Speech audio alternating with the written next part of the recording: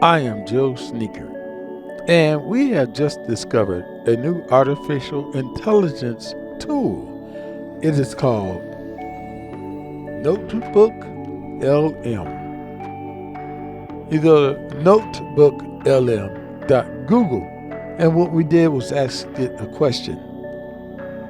In Beverly Hills Cop, the first movie, there's a scene where Eddie Murphy comes in as Axel Foley and he meets Surge.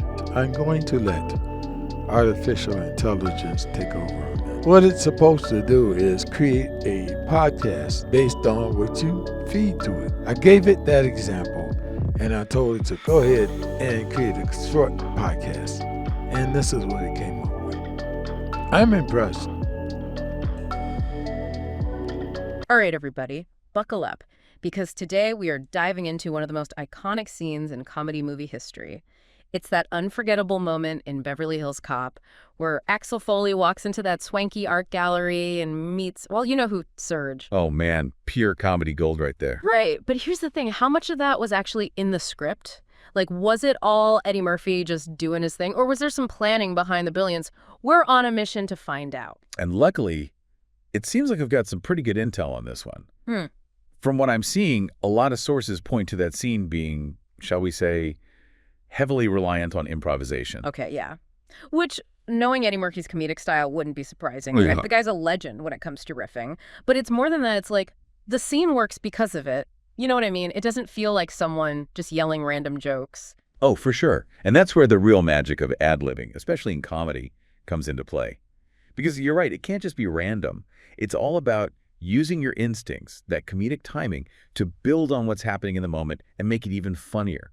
And it takes a certain talent to make it seem so effortless. Yeah. Because you totally buy that they're just two guys bantering back and forth. But then you hear that even Bronson Pinchot, Surge himself, has confirmed how much was improvised. Makes you appreciate it even more, doesn't it? Because you realize it's not just one comedic mind at work. It's like this unspoken language between actors, this chemistry that just explodes off the screen when it's genuine. And you can't bottle that, right? You can't fake those moments, especially when you're talking about laughter.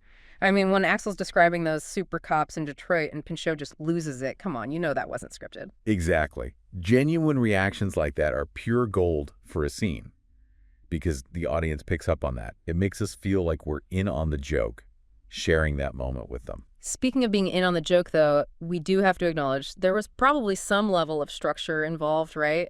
I mean, the sources do suggest that the writers probably gave them a starting point. Oh, absolutely. Yeah. I mean, even in the most free-flowing improv, you need some boundaries. Like, you can't just go totally off the rails, right?